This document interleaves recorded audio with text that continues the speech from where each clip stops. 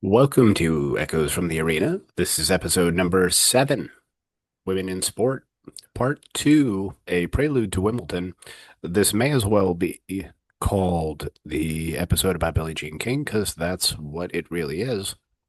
But we're also going to discuss this being the eve of Wimbledon play. We've got Wimbledon play starting tomorrow with first round action. Dad, we wanted to discuss Billie Jean King as part 2 of our Women in Sport. Why would we want to discuss Billie? Billy is Or Miss King, I guess I should say, really. well she's she's one of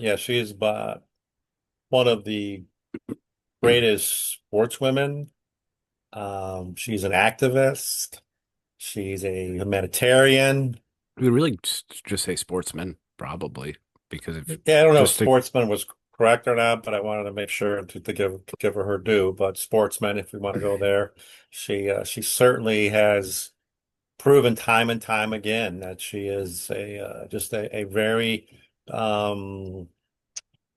she's just a remarkable human being and a remarkable athlete, a champion, both on the court, in the boardroom. So she's definitely somebody we need to speak about, especially when we're talking about this subject of women in sport. without further ado. So just a little background on her. She was born in 1943. She's from Long Beach, California. Her dad was a fireman. Mom was a homemaker. The Her brother Randy Moffett, baseball fans would know him. He was a relief pitcher for years. Pitched mainly with the San Francisco Giants, but I believe towards the end of his career he played for another team, but spent most of his time in San Francisco. She was a very good athlete, obviously. Played numerous sports growing up, but took up tennis and actually entered her first tournament at age 14.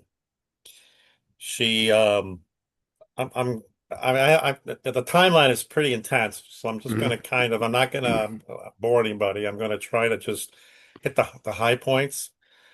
So in 1961, she had already won her first Wimbledon title. It So was that was before she was 20. That was before she was 20. Her doubles partner was a young lady by the name of Karen Hansey, who was also, I believe, a teenager. So they were the youngest pair to ever win a title at Wimbledon. And that began her career at Wimbledon, and she is the most prolific champion. She has won 20 Wimbledon titles. That's doubles, Crossed. Doubles, singles, mixed mixed. doubles. Yes. Mhm. Six singles tournament, six singles titles. So um, she knew the grass. She definitely played well in the grass. Her first victim was in '66. She beat a very good player, Maria Bueno, and also in '67 won actually the uh, the Wimbledon singles, U.S. Open singles, Australian singles. Wow. And that year, she was named Associated Press Female Athlete of the Year. Did she ever win the French? She did not win the French, so Oh, so she never did the career Grand Slam. I can't call her a career Grand Slam Hmm. person. Wonder how So close she got. I don't know. I don't know. There wasn't much that I was able to find on her. Any matches in the French that were that were Of note. of note. Yes. So I Keep really didn't going. find that. Keep I going. I'll know. take a look. Okay. I Yeah, uh she 1971 she became the first woman athlete to earn over 100,000 a year. She was awarded the Sports Illustrated Sportsman of the Year, the first woman to receive that honor. And she continues to win various titles. That year, she won the U.S. Open singles. She also that year won the Wimbledon, U.S. Open, and French Open doubles titles. I think she was probably a career Grand Slam. She won the Grand Slam in doubles. I don't mean to check you in real time, but she did win the French Open. But she did. Okay. I missed that one.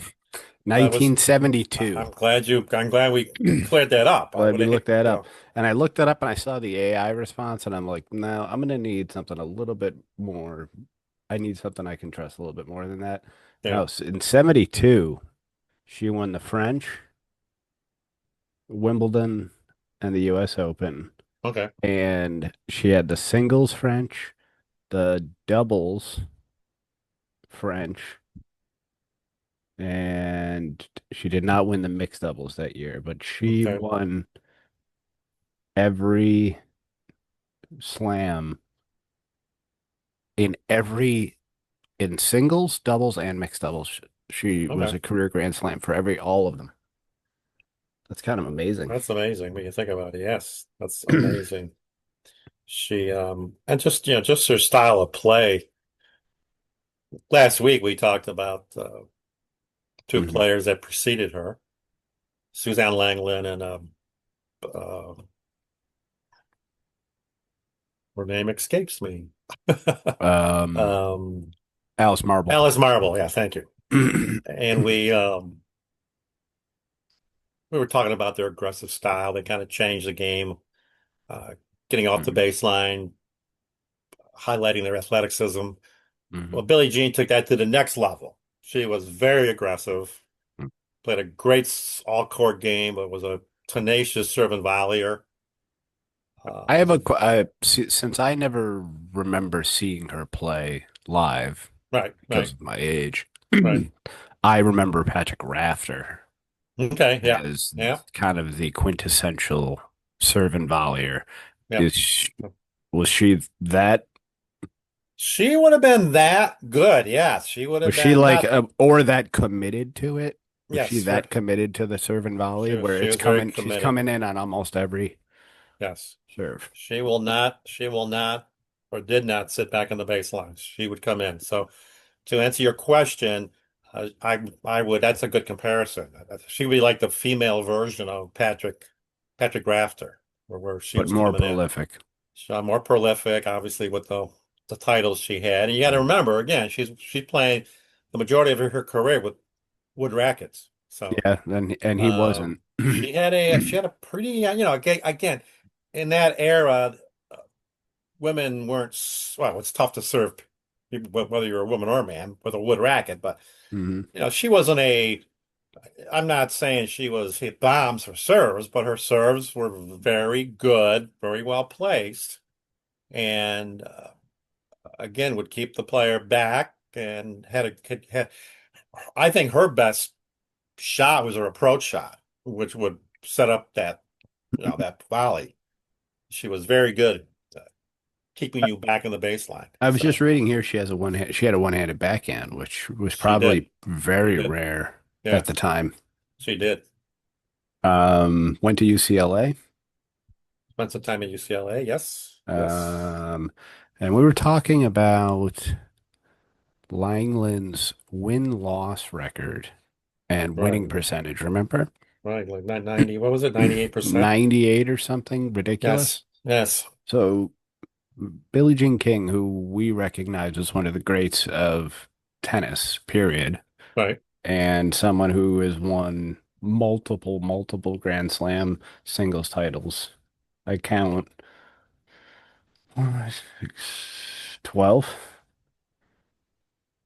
Okay. Australian once, French once, Wimbledon 6 times, US Open 4 times. Okay. Um, Amazing. Amazing. but her win percentage, 81.1%, Yeah. Yeah. to give you an idea of how dominant Yeah. Suzanne Langland was compared to her peers. Right. Right. Billie Jean King was 1,124 and 262 with 129 career titles. Well, tennis is a funny game like that because I might have mentioned it already on our podcast here, but I know Roger Federer gave a great commencement speech 2 years ago at Dartmouth College, where Hmm. he spoke about. I think what he's trying to get across to the students is you will fail, but you need to continue to move forward and learn from your failures to become successful. Because Yeah, Roger Federer, one of the most prolific men's champions in all of tennis, uh, part of the big three, the he lost more points than he won in his career, just kind of hard to fathom. and which is hard to fathom, but was able to, win. What did he win? 20. Was it 20 slams? Yes, Yeah. it was 20. Oh, he wins 20 slams. So the only player to win more is Djokovic, who Djokovic. is still playing. And I don't think he's finished yet. I think because he might have one more left in him. It might be this one. Hmm. That starts tomorrow. Yeah, grass is, I think, his best shot. That's his best shot, I think. Yeah. Um, I think uh, I could be completely wrong on this. I feel like Federer got a slightly late start with winning Grand Slams. I remember him being kind of a hothead as a He did. younger Oh, he player. did. His a little bit of history from Fed. His father, when Fed was a teenager, a younger teenager, his Hmm. father basically it was stop throwing the rackets, stop losing your temper, or the game of tennis, you're not playing it. So he kind of laid the law down, and he was a hothead. I remember him. He had really long hair, and he played at Wimbledon in one year. And I said, "Who is this guy from Switzerland?" And they said his name, and so I never heard of him. And And then you're he, like, well, I'll never hear you from know, him again. he lost early that year. Yeah, I say, okay, fine, he's gone. We probably won't hear from him. And then I believe it was the next year that he upset Pete Sampras, I remember that. who's a great champion. And I'm thinking to myself, who is this guy? He's still got the long hair, he's got the headband, and well, we know who he is. He is one of We do the now. We do best now. players ever. Um, Complete But gentleman, but yeah. So back to our subject. okay. So I'm glad you cleared that up. So Billie did win the career Grand Slam. Not just She the career grand, just I want to reiterate this. She won the career Grand Slam in singles, doubles, and mixed doubles, okay. So the old which trifecta. is frankly incredible. She was also um, now you got to remember before I believe I'm not sure the exact year, but in the late 60s, early 70s, you were still you were when you played Wimbledon and the Open and the Aussie Open, you were an amateur. Hmm. And it wasn't until the early, I believe, 70s that uh, I mentioned earlier, in 1971, Billie Jean King won 100,000 that year. Now, so by that time, they were pros, receiving receiving pay for play. So 100,000 that's in 1971 is a lot of money. that was a lot of money. So we've got to remember that. And then uh, she uh, she was very again. Even then, the wheels were turning to do something bigger and better. So the I know her and I believe I don't have the number in front of me, but a number of pros signed a contract for $1, Hmm. and they were basically going to go on their own. They were going to start their own professional circuit, and it's the beginnings of the WTA. And when you look back, a lot of those players this was a gamble. There was no guarantee this thing was going to take off. And the people, those players You have to take your hat off to what they did and were able to accomplish. I have the names of the other people. Oh, do you? Why don't you? Yeah, why don't you Yeah, list them? Because it's definitely noteworthy. I'm a decent Googler. It's so Billie Jean, all okay. So the original nine female tennis players that signed for with the Virginia Slims Tour, 1970. Okay. Yeah. Yeah. Billie Jean King, Rosie uh, Castles, Castell. Casal, Yeah. Rosie Na Castells. Yeah. yeah, Nancy Ritchie, Okay. Yeah. Yeah. Judy Dalton, Carrie Melville Reed, Julie Heldman, Peaches Bartkowski or Peaches Bartkowitz, Christy Pigeon, and Valerie Zeigenfuss. There you go. Well, those are the ladies that took a gamble. They signed $1 contracts with Gladys Heldman, who helped organize the tour in defiance of the USLTA's unequal treatment of women's tennis, according to the WTA. Well, they had battles. There's a book that Billie Jean. It's her biography called "All In," and in the book, which if you really want to get into the nuts and bolts of what drives her, that's what you want to read. But yeah, they had some battles with the status quo, the various associations and what have you, Hmm. because they were sure that this was going to fail, but she was able to get a title sponsor, Virginia Slims, and the rest is history. And then she also was the driving force. Her and her then husband, Larry King, who is not the TV host Larry King. He Damn was it. he was a law student when they met and married. Oh Yeah, man, that would be weird. yeah, Whew. but they created the World Team Tennis. So a lot going on. But we have more about that a little bit later on. So I think we're running into the early 70s now. 1973, there was a kind of a watershed moment in tennis. Hmm. And I think you know what I'm talking about if you want to speak a little bit about that.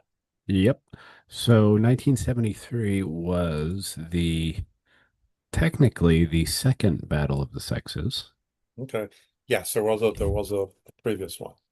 and there was one after it, but we'll get into that in a moment. Yeah, I don't Um, remember the one after it. yeah, I think you'll be interested to You'll hear have who the to. participants of this one. Okay. Um, so 1973, um, Battle of the Sexes, September 20th at the Astrodome in Houston, Texas, between a 55-year-old Bobby Riggs, a former men's champion. Um, Dad, I don't know if you you might have been too young at the time to.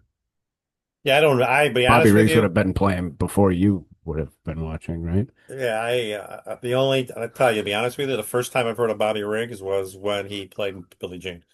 I know he did win Wimbledon. Is that true? Did he win a Ooh, Wimbledon? I think he I'm did. gonna have to check. He was a very good player. After the fact. He was a very good player, but he was 55 years old at the time. Yeah. Yeah, so Riggs won singles titles at Wimbledon, the U.S. National Championships, now the U.S. Open, was runner-up at the French Championships. Oh, He okay. was playing, his first matches were in 1939. Oh, yeah. So to give you an idea of how old I he would not have was. been there. No, no. He was born in 1918. So, but he to get back to the issue at hand, he had I believe a, and Dad, please chime in here because you were Okay. alive and I wasn't. Did he lay the gauntlet down or did she lay He the did. I believe he he laid did. the gauntlet down. He laid the gauntlet down. Yes. Okay.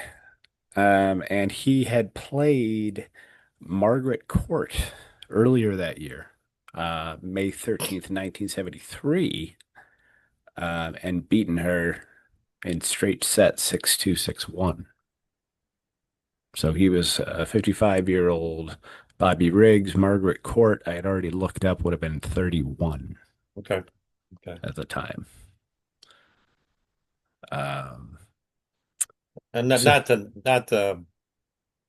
not to criticize Margaret Court, but she was a very good champion. But she played that baseline game, whereas, when Briggs got in with Billie Jean, he's got to stave off that vicious serve and volley game. So uh, two players with really different approaches to tennis. do you remember the match itself? I did watch it. I do remember. I know it was 5 sets. Billie Jean won consecutive sets. I believe she won in three. Hmm. And that's, I remember more of just the promotion and it was in Vegas, so it was everything Vegas is all about. It was very, glitzy, glamour, you had celebrities there, but I really don't remember, I don't remember a lot of the points or what have you. Hmm. I just felt that after the first set, I'm thinking to myself, Bobby Riggs is going to win this thing. He's just not going to win this thing. Um, Not at his Not age, at I his would age, think. not at his age. And it was 73, so what?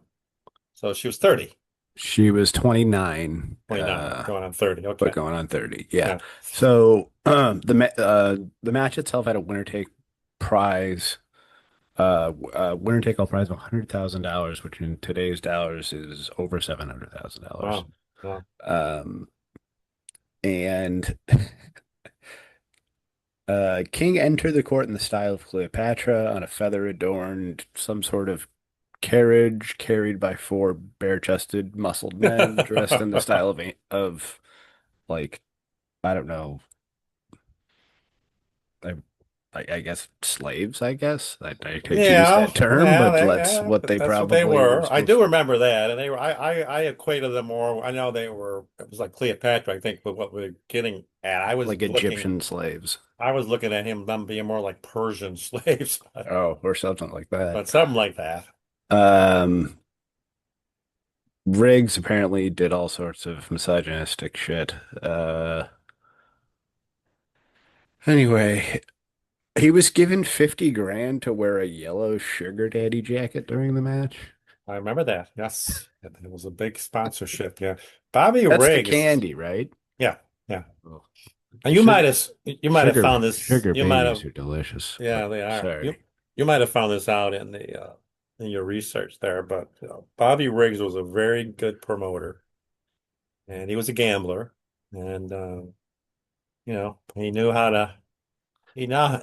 to talk up and market an event. I didn't get the I didn't get the idea that he was uh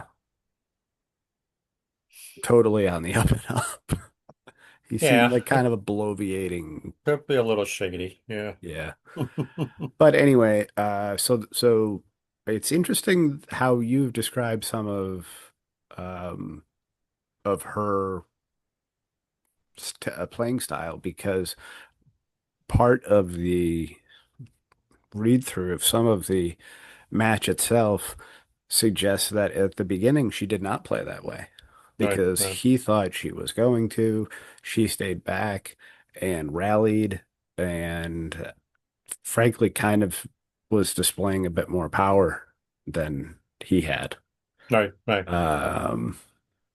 Making him cover the entire court, which at 55, I'm sure was Well, I think that was their probably strategy. that was Yeah. their strategy, tire him out and Right, then put him down. right. Um, I did want to, and you had mentioned before that she had won the match, which she did in straight sets 6-4, 6-3, 6-3.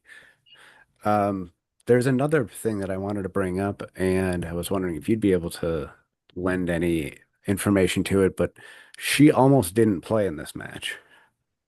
In fact, right up till the day before, she was threatening to back out of it because of a gentleman by the name of Jack Kramer. Do Yeah, you know? I don't know. Yeah, I don't know the actual incident. It probably came up in her book, and I probably read it and don't remember it. Jack Kramer was a very he was a contemporary of Bobby Riggs. Hmm. Again, a very he was a champion. I'm not saying he was as prolific a champion as you might think, but I know he had his probably his notoriety was the fact that uh, he endorsed Wilson rackets, and his racket, he had a signature racket, Jack Kramer racket, that actually I would guess probably was the highest selling racket at the time. Like everybody was using Jack Kramer rackets. I even had one at one time. They made Jack Kramer rackets well into the late 60s, early 70s. So that's the only thing I remember about Jack Kramer. So I don't know what was going on with I don't know what was sh- going on with her. she Yeah. stated that she did not want to provide him a platform because he was so negative about the women's game that Oh, okay. he had made some comments disparaging women's tennis. She had threatened to back out of the match right up to the last night, in Mm. which he was replaced by Rosemary. Uh, what is it? Uh, Casal? Casals. Yeah. Rosie Casals. Casals, yes. Um, So it's a, was he doing the broadcast? yeah, it was That was Howard oh, okay. Cosell. It was Howard I Cosell. remember Cosal, It was yeah. going to be Howard Cosell, Gene Scott, and this Jack Kramer. Oh, okay. Well, Ah, Jack okay. Kramer was replaced with Rosemary Casals. Smart. Um, King had issued an ultimatum that she was going to withdraw from the match unless ABC dropped Kramer as a commentator. Her intention was to deny Kramer a platform to further disparage women's tennis. She said, "He doesn't believe in women's tennis. Why should he be a part of this match? He doesn't That's a believe good in point. half of the match. I'm not playing. Either he goes or I go," There you which go. really is very to the point. Um, Well, that's part of her. that's her. That's part of her makeup. That's her. That's what made her a great champion. That's what made her again a champion of a lot of humane efforts and what have you. So yeah, So yeah, that's she beat him pretty good. Um, I'll give you the other one, the third one that I had found, which happened in 1992. okay. You had a 40-year-old Jimmy Connors Okay. versus Martina Oh, Navratilova, I who was do. 35 at the time. Why do I not remember that? I do not remember that at all. It says here she had previously turned down invitations to take on John McEnroe and Ilia Nastase as she considered them undignified. And that's from an LA Times story called Navratilova Shriver versus Riggs Gerulaitis. At Mm. least it's different. Uh, I thought that was interesting. The initial idea was to try to get Connors to play Monica Seles, but Okay. she wouldn't do it. What was this? How did it turn out? Connors won 7-5, 6-2. Okay. Right. And that was 91, right? You said 92. 92. Okay. Your birthday, 92. Yes. Oh, wow. So that was kind of the end of the line for Jimmy. He was kind of about ready to retire by then because he had that really good Yeah, run at that the Open. at the Open, US Open that one year. Hmm. So that was it. Yeah. He had a run. It was classic Connors. But no, I don't. It's funny because I'm a big Connors fan. I loved his matches. I loved the way he played. I liked the way he worked the crowd, but I do not remember this match, which is odd. But it certainly must not have been marketed as well as the Bobby Riggs Billie Jean one, Billie Jean King match. Would you like a couple other ones that I found? What's that? A couple other Battle of the Sexes that I Oh, found? yeah. Yeah, One happened in May 27th, 1921, Bill Tilden versus Suzanne Langland. oh, They, okay. they played a match at St. Cloud, France, but it was Okay. only a single set. Tilden prevailed 6-0. Okay. When later asked about the match, Langland said someone won 6-0, but I don't recall who it was. She was too busy nipping a brandy, probably. Uh, Alice Marble versus Cyril Kemp. Okay.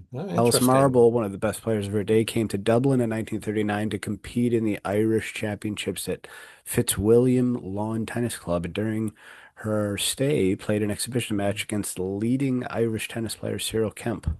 Marble won the hard-fought match 9-7, 8-6. A full Wow. account of the match Okay. can be found in Okay. the Irish Times edition of July 14th, 1939.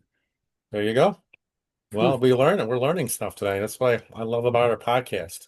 We're finding these So that had already happened. That's historical, interesting. yeah. I would have guessed that I knew about the original, um, or the, not the original, but the Margaret Court match. And I thought those are the only two. So it comes as a surprise that there were two previous ones and then the one in 92. I mean, I would say they do state in here and that Kemp, Cyril Kemp, was a tennis player of significant accomplishment. He made 9 Davis Cup appearances for Ireland from 46 to 52 and won the men's singles open at the Irish Championships in 1950, but not the level of, I would say, not the level of accomplishment of Alice Marble. No, that's I agree with you here. Mm. Okay, should we you wanna to move on here and Yeah, discuss let's, some more? Let me find my notes again. I'm lost my notes. There we go. So anyway, uh so uh so 73, so I appreciate you doing that for 1973. So I learned a lot. I enjoyed that. The She in 1974 she won her final Grand Slam doubles title, yeah, and in nine hold on a second. I'd be remiss if I didn't state about the Battle of the Sexes that we were discussing. So it was in front of 30,000 fans at the Astrodome, but the global TV audience was believed to be more than 90 million, Whew, which wow, at the, I mean, that's a big number. that's a big number. That's a huge number. That's a Um, huge number. so it was quite the spectacle. And I I, know I, that she probably references this in her book, but I had found some references in on the interwebs that she mentions, hey, remember when I that match started, her serve got broken first. okay. So Well, she got so she broken was first. just okay. So he had a really So fast start. and Yes. she felt that just she had to do it. There was no option to not, Right. Right. there was no option to lose, which is, an interesting thing until, you see somebody do it. So, sorry, you can No, continue. no, it's fine. No, it's fine. The Yeah, what I was saying is her final where am I here? I keep losing my place here on this timeline. Uh, You in were in 19 74. Yeah, so in 1979, she played in her final singles at championship. Hmm. And this is important because what we're seeing now is we are seeing a one champion go out the door, another one coming in the door. She lost that final Hmm. to someone who certainly picked up the baton and took the game even farther, Martina Navratilova. So, and then Martina again, the same style of play with the attacking serve and Steve serving volley. volleyer. Yeah. Martina was very much into weight training by this time, so she totally, because she kind of, I don't know if you're, well, you wouldn't because you weren't born yet, but Martina was not in the best shape when she came over from the Czech Republic, or actually was at the Soviet time Union. Czechoslovakia. So she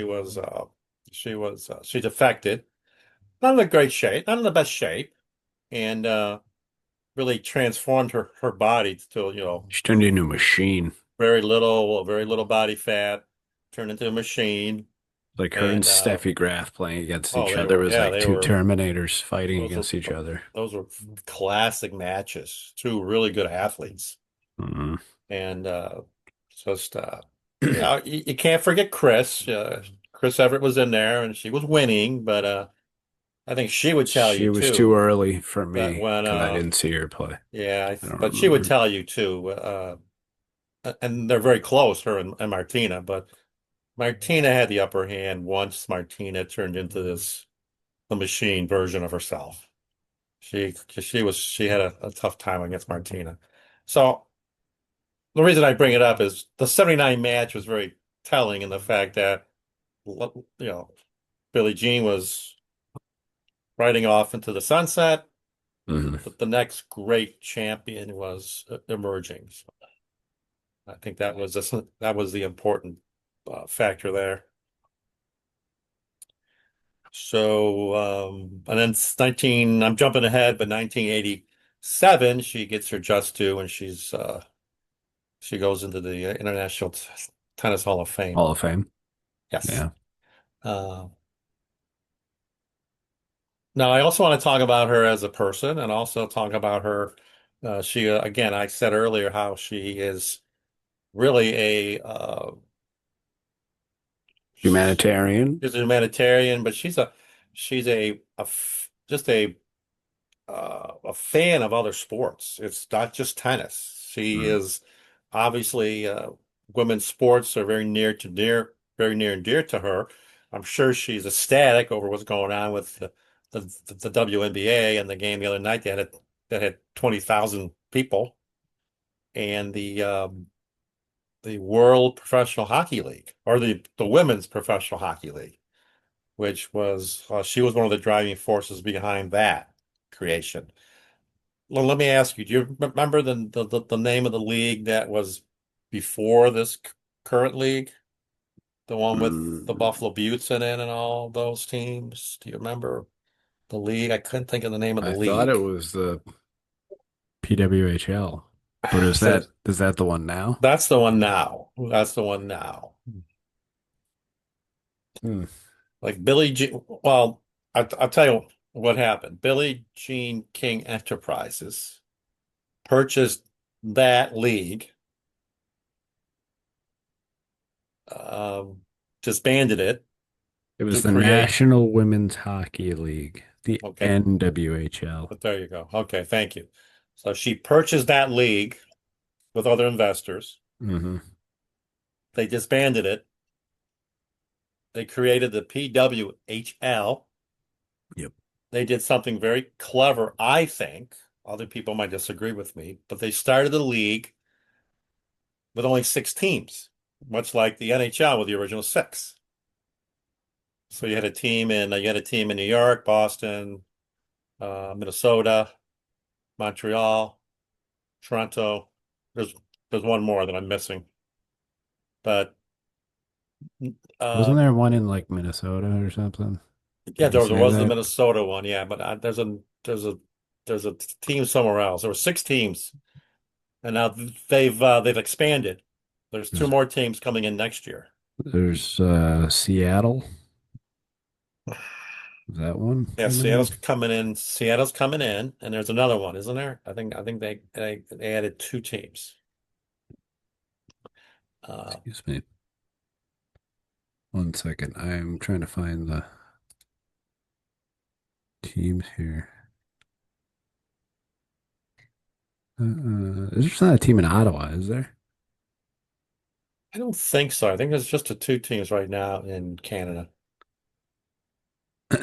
So Seattle and Vancouver are the two teams Okay, coming those in. are the two teams coming in. So there's your third Canadian team. There's your West Coast But teams. but what I was getting at is she's Hold not on. just. Montreal, Ottawa. Yeah. Oh, there is an Ottawa The team. Ottawa Okay. Charge. Okay. So there's your teams. Okay. So there's your original six. And They also did something I thought was very good as far as getting the league, where it needs to be. Hmm. Some of the teams did some barnstorming.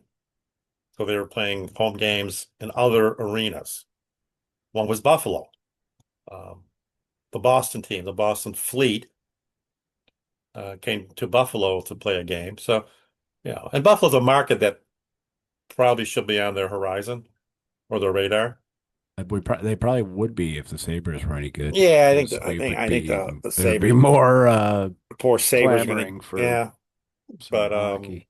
anyway, Fucking Canucks. she's very much into the success of that league, and we're seeing it again with full buildings. Hmm. She's very instrumental in marketing pretty much all sports. The other day, I was watching a promo that she did with the women's professional football league was having their championship weekend a few weeks ago, and she Hmm. promoted that. She's out there. She's never home. She's always on the road doing something. A very giving person. She approaches business and um, what have you, negotiations, just like her playing day. She was, very much committed, had a game plan, and stuck to it. She's also the part owner or minority owner of the LA Dodgers, so she's out in LA often. So very remarkable human being, Hmm. I must say.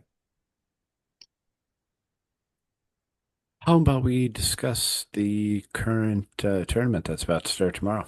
Yes, Did you have anything open to it. additional on Billie Jean King that you wanted to touch on?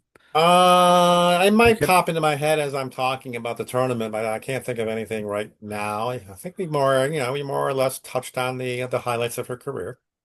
And if anything pops up, we could always just post it on Facebook Yeah. under the show notes. Um, on our when I post the episode on Facebook, I can just post it in the comments under. So the championships at Wimbledon start tomorrow, and I would figured we'd start with the less exciting of the two and start with the men's draw. Exactly. Exactly. But I think you'll find that there's some interesting people kind of sprinkled into the draw that could cause that at least have the talent to cause a problem for some Right. of Right. these gentlemen. For those that are not familiar, right now, if your name is not Jannik Sinner, Carlos Alcaraz, or Djokovic, you're probably not winning Right. a Right. major tournament right Probably now not. on the men's draw. Exactly. It's those Exactly. three, and like those three, a bit of a chasm, and then everyone else. Right? I would concur with that. Yes. Yes. I think it won't come from that. It will come from that. But I think those three, the again, the one player that I think, being that it's his home tournament and Well, he I'll get to could, him. I'll get to him in a okay, okay, second. what you wait on that? Okay. Yeah. Yeah, so Sinner's at the top of the draw. He's Okay. the first. He's the top seed. On his part of the draw, it's possible that in the third round could have to play Shapovalov, Okay. who is seeded 27th. Canadian.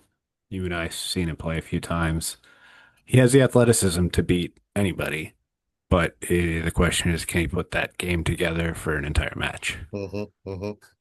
Five But set or I thought it was interesting. He could at least give him enough trouble that maybe down the line, even if he doesn't beat him, that causes maybe some fatigue later in the tournament. very possible. You well you touched on it, and I think if you remember the match, I think you do, because I think both of us were kind of in awe of the match that Shapo played at the Open against Rublev. Hmm. And That it was was a really five great setters, match. and they were just cranking backhands like there was no They tomorrow. were They were tearing the cover off the ball. However Yes. many games, I don't know how many games it is. Is it 6 games or 5 games when Six they change? games, but they went No, five but sets. when they change balls, Oh, I want to say 8 games. but it felt like they needed to do it Yeah, sooner they because did because those they were just they were pounding them. destroying those balls. I just couldn't believe they were cranking those backhands in the fifth, late in the fifth set, and he loses in a tiebreak. Yeah, But amazing tennis. So what I'm getting at is he's got the tools, I he's think, to capable of it. yes, but he's gonna have to. Yeah, he's gonna have to. Gonna have to find a way to play long matches. And so I don't know. He's struggled of late. So the So in last that, few years, also in that little part of the draw in the fourth round, Sinner could run into, is it Tommy Paul? Tommy Paul, the American, yeah, Yeah. he could give him a trouble. He could give him trouble. I don't want to criticize American tennis because There's a lot obviously, more American men out here than there has been from yes, what I remember. because you've got Tommy Paul. Well, there's a couple in the bottom of the draw here that I think could also cause some issues. So that's like the first quarter of the draw Right, right there, right, okay. right? hmm Um, and then just for just to where is Tiafo? Where's he seated? so if we go down to the bottom of the draw with Alcaraz, Okay, Alcaraz, uh, I think his possible first real test could be Sissipas, okay, which yep, would yeah, be first, what's the first round? Second, fourth round. okay, okay. So that would be the second week. Yeah, the beginning of the Yeah. second week. Tiafo is seated 12th and on his half of the draw. Okay, so he's gonna have Rublev to. is seated Yeah. 14th and is the other guy on in that quadrant or that not I don't even know if it's even a quadrant, that eighth. I don't know. Uh Rublev is seated 14th. I can't see Okay, the whole yeah, screen all yeah. at once, but um who else I is down I here? actually I like Rublev. However, he's got a little. Do you remember Merit Safin? Yes. He's got a little Merit But Safin in him. but Marisafin, if he didn't Well, get it in his head, he would win the tournament. yeah, well, he did win one slam, so it was I think he won two.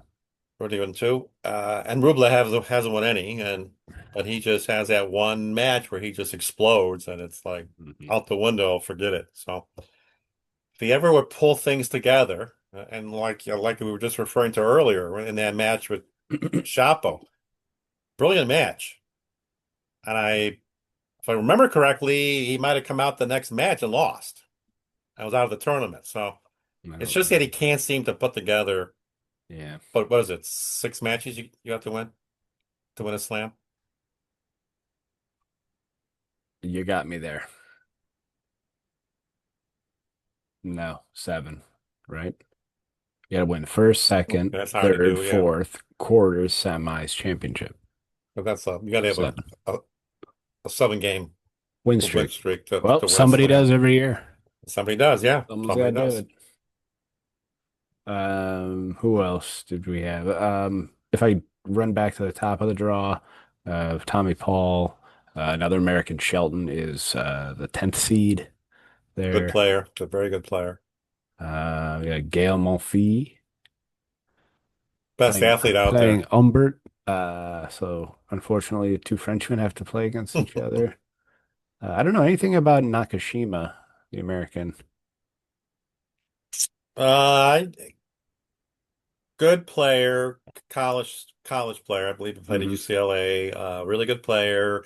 I don't think he's ready for to knock off any of the Any the of the big guns. big Yeah. guns yet.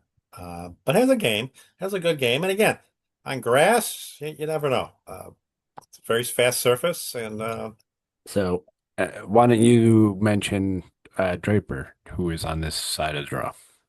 yeah, he is I think he would be somebody you need to watch, and I'm sure and it depends what player you talk to. Some players look at potential matchups when they see their seed and their draws, and there are other players just next guy up, which is probably the way that you should do it.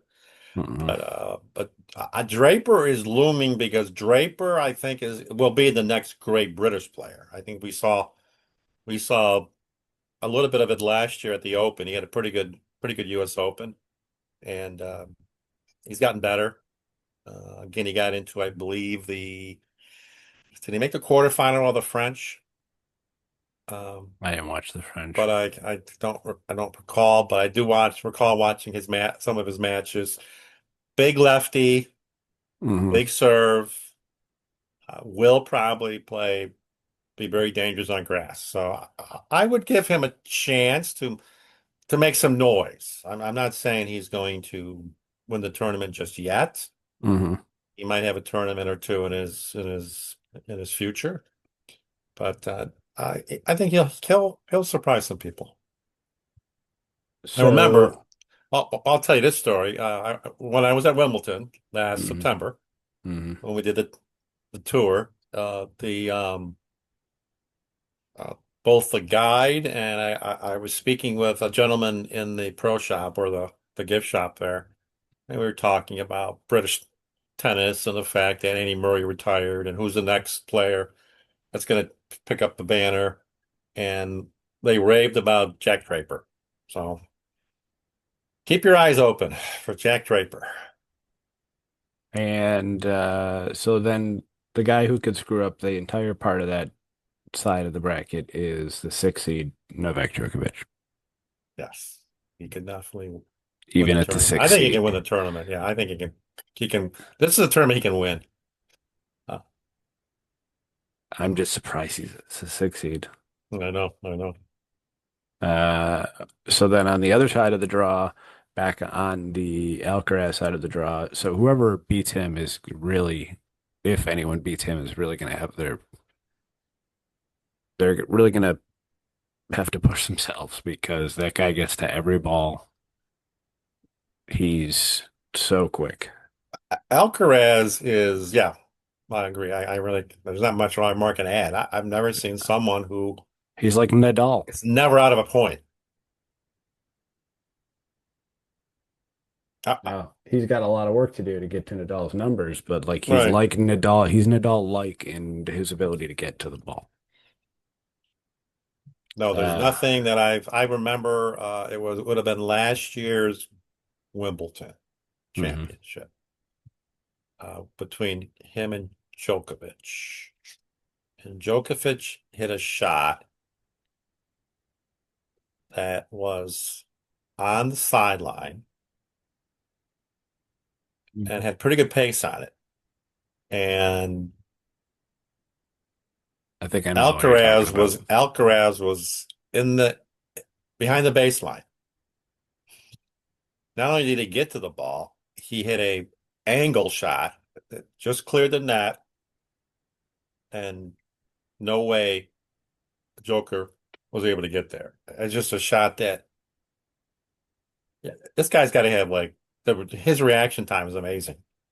The F1 like reaction time. Yeah, it's just like yeah, his fibers. He must have a lot of white fibers in his legs because he moves like I've never seen a guy that quick. And you know, he never seems to be out of a point. So yeah, so what you were saying earlier about his quickness and court coverage is so true. It's got to be a hard guy to play against. So on that half of the draw, I had mentioned Tsitsipas, Rublev, who we just talked about briefly. Tiafoe is on this half. And that's the half of that's Alcaraz's half. This is Alcaraz's half, Okay, yes. okay. Who else is over here? And Joker's Zverev. Again, another guy who, you know, any tournament now, I'm waiting for him to put it together because he's definitely got game, but he cannot win in the late rounds. And Fritz, the Taylor American. Fritz, Taylor another Fritz. guy who, again, who can play some great tennis, but He's the can't. fifth seed here. Yeah, yeah. It's going to be a fun tournament, but hopefully we can have some good matches. Let's pop over to the women's side of the draw. Mm. So I'm assuming what's it? Sabalenka, Sabalenka's the first seed. Coco, Second seed is Coco Gauff. Pagula Uh, third seed, let or me see. This is not set up very easily to view. Yes, Pagula's the third. Fourth has got to be up here. Then Paolini, the Italian. who made the final last year? Okay. She's fourth. Up near her is Madison Keys, is sixth seed.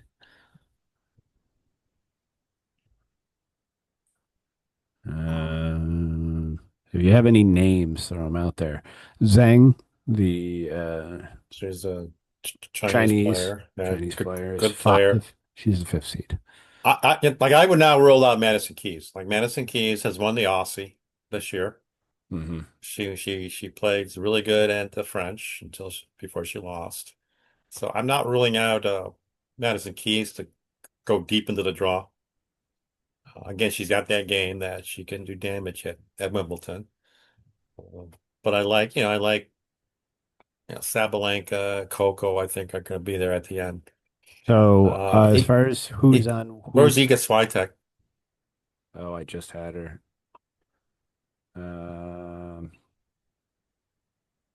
I think she's on the bottom half of the draw. Yeah, she is. She's at eight. Okay, okay, So she's on nice. Coco's side of the draw, Okay, okay. along with Pagula. Mm, Azarenka, Yeah, she's still still playing these down matches. there. She's Yep. still lurking. Yeah, I think her best Um, days are behind her, but she can still she could give some upset people. somebody. Oh yeah, she can. She can. Yeah, she's primed for an upset at some point. And then Andreeva, Good player. Yeah, good young player. she's the seventh seed on that side of the draw. Um, on the other side of the draw, on Sabalenka's side, you've got Mertens at 24. Okay, Elise Mertens. Yeah, I believe she's Hmm. from Belgium. She's Belgium. there as a Belgian. Yeah. Yep. Svitolina, who I believe we saw play. Yeah, that's She's Ukrainian. she's from Ukraine. She's the wife of Mofis. Oh yeah. You're- Yeah, we saw her last year, right? yeah, we saw. I think so. Swetlina. Yeah. Good player. Again, Madison a good Keys at player. the top of that draw. Okay. Paolini at the top of that draw.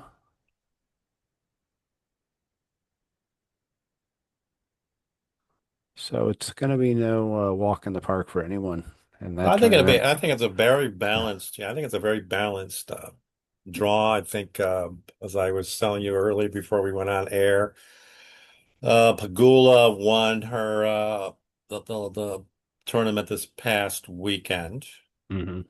in Germany on grass. So Good warm up. she's coming off a warm up and a win. She beats Swiatek in the final. So Jesse could do some damage. So we got to give her a go, Bills. And There's we another also, player out here who we haven't heard from in a while who's Mhm. just like lurking and could, like, I don't know if she's ever going to put it back together, but that's Osaka, Naomi Osaka. Yeah, If she does, yeah, she's unseated here, but she is. she has won She's won majors, slams. Yeah, she's won two slams. I more know than she's won an one. open. Yeah, I think it's more than one. So, oh, she has won. Yeah, she's won multiple slams. So yeah, I agree. She just has right now she's just going through a rough patch, but. if she's unseated, she's going to have a seat early. You Zhang never know. would be her Oh, first. would it be her first one? Okay, that's going to be a tough match for her. That would be her second match if she gets through whoever she's playing. Gibson looks like an Okay, Aussie.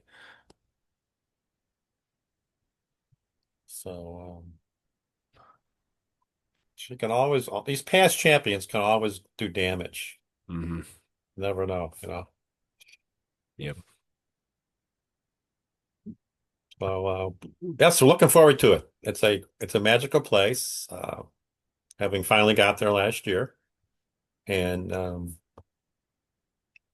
of these days I want us to get over there and check out check out the tournament. I don't know if you want to hear this, but the It's a great way to start a story. but no, it's a way to get tickets for either center court or court one. Oh. And talking to our guide, she was saying how, because I told you, I'm in the lottery every year and I don't get anything, you know. And she said, well, what you can do is you come over to the tournament, you Hmm. get there early, you buy a grounds pass. You can buy a grounds pass. They are available. So the grounds pass is for every court with the exception of center and court one. And then you put your name in a queue. And now it's on your phone and Yep. you enter the queue. And then during the day, if someone's not going to use their tickets or they're going to leave the tournament early, their tickets are available. Hmm. And she says the majority of people will get the queue on a particular day.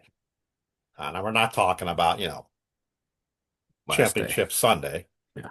or Saturday of the last day, but we're talking about the first week. Yeah. So that could be something we could do. It's just go there and get a grounds pass. At least you're seeing matches. Yeah. And the first week of the tournament, you're going to see some good players on the outer courts. Middle of the first week, you probably see some good Yeah. matches. So that's an idea. Yeah. Yeah, I'm still trying every year with the lottery, but to date I haven't Haven't gotten had any any luck there. little luck there. So Yeah.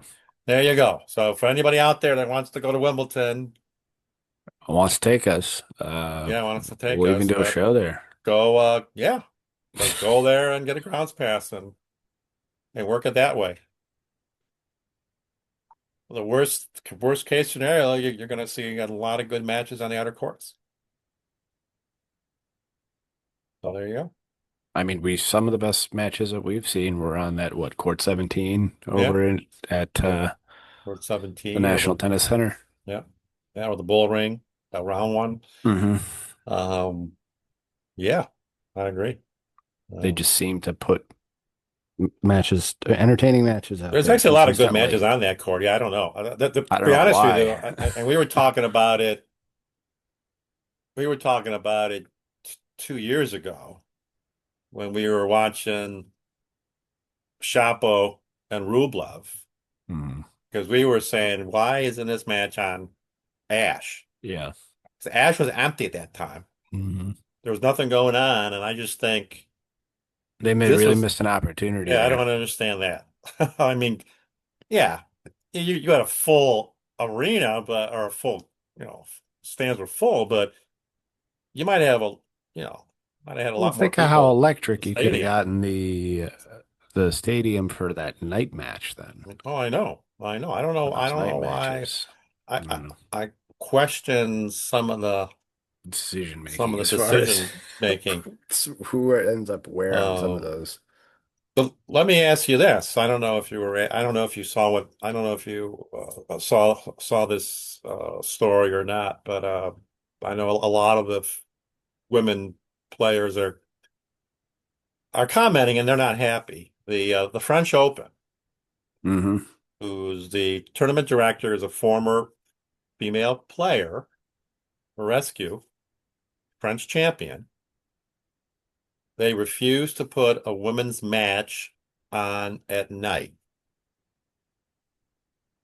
At the So they don't, French? at the French. They were all men's matches. Why? I guess they just feel that that's going to be a better draw, which I disagree. If But anything, it's the other way around. yeah, so I'm wondering what your opinion I would be think of that. that's I think that falls in line with just because somebody has my belief that just because somebody has a successful business does not make them smart. Right, well, that's true. That's a good way to put Does not necessarily mean they're smart. it. They might be, but they also might not be. So in this case, French Open, you have succeeded despite your stupidity. Has it always been like that, or that was just the way they did it this year? Well, they haven't always. I think that they started night matches a few years ago. I don't think they did it as long as the U.S. Open. Uh, But I like the way the U.S. Open does it. It's always a men's and women's match. Usually the men are later, but not always.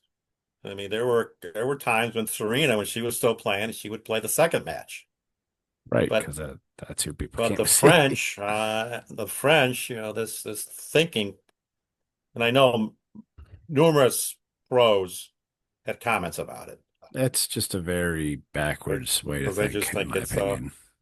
I'm sure Billie Jean had an opinion about it, but I haven't heard Billie Jean's comment on it. I don't know if she did. I haven't heard it. I didn't see anything, but your top seeded players had comments that they thought that was a joke, that they should have been showcased also, and Hmm. which, like you and I have spoken a lot. If you want to watch good tennis, Hmm. construction of a point, watch the women's game, because the men's game they're just going to serve you off the court for the most Unless you're part. seeing those three that we talked about at Well, the yeah, outset, unless you got the unless you're best seeing playing those three best. playing against one another, Yeah, right, right. the chance of you seeing a good match, you have a much better chance on the women's side. Did you have anything else for I Wimbledon? think we're good. Think we're good. Looking forward to it. Next Hmm. 2 weeks, lots of tennis Lots of tennis on the green grass. did we want to do a little sneak peek on what we have planned coming up after this episode? Yes, yes, yes, yes. Are we 'Cause, talking Sabres draft with a special guest? yes, I believe we are because yeah, because it's we're filming, recording, whatever, I don't know, whatever you call this, recording on the 29th of June here. So the draft has commenced, right? And is completed. Hmm. And the Sabres did not trade their pick. They used it because God knows they need help in 5 years on defense. Um, so with the draft being done, now free agency will be starting shortly. And I believe, Day after tomorrow, right? yeah, I believe it's the 1st of July, right? Yep. Yeah. And yeah, I don't know that he still has season tickets anymore. We'll find out. But Well, if he does, I have to give him my kudos to him, I because feel like he might have got rid of to watch that product that them. we've had to watch the last decade and a half is frustrating. Uh, Um, but the what was yes. I going to say? Oh, also, just a comment. Take it for what it's worth.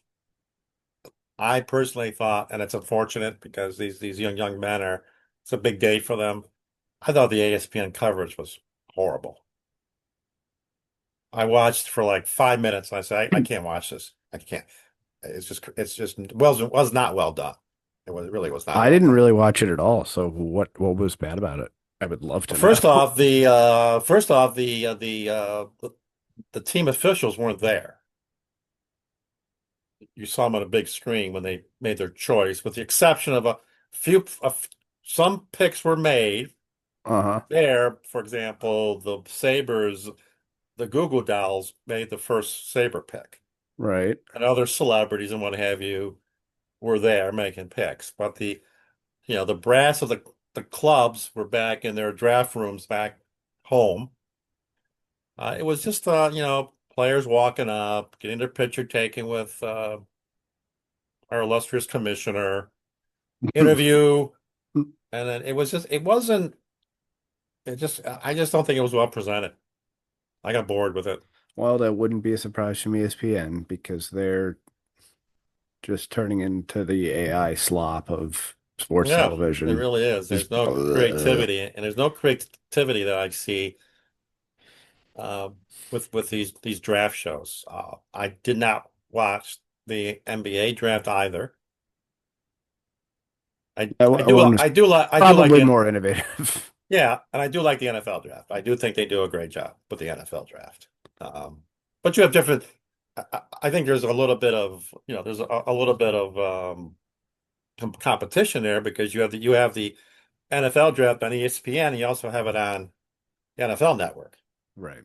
So they So can't mail it in. if NFL sucks, you go to the NFL, you go to the NFL Network. You go to the ESPN, Um, and then if ESPN or sucks, you go to the NFL Network. and then there's McAfee, which You is could probably also the do, best of all three. well, yeah, if you don't want to hear just inane. Did you watch the McAfee this year on the draft? Yeah, I think I did. I had it Did Lou on. Holtz make an appearance? You know what? I wasn't watching it that closely. I'm sure he did, but I wasn't watching it that closely because we were picking so late. I think I was barely able to stay up for that. I was fighting to stay awake, but I had Mm, to hear who we are going to pick. mm. But anyway, I don't know. It's probably not the most exciting things to televise, but hey, you're in the business of entertainment. You got to figure it out, ESPN. So figure it out.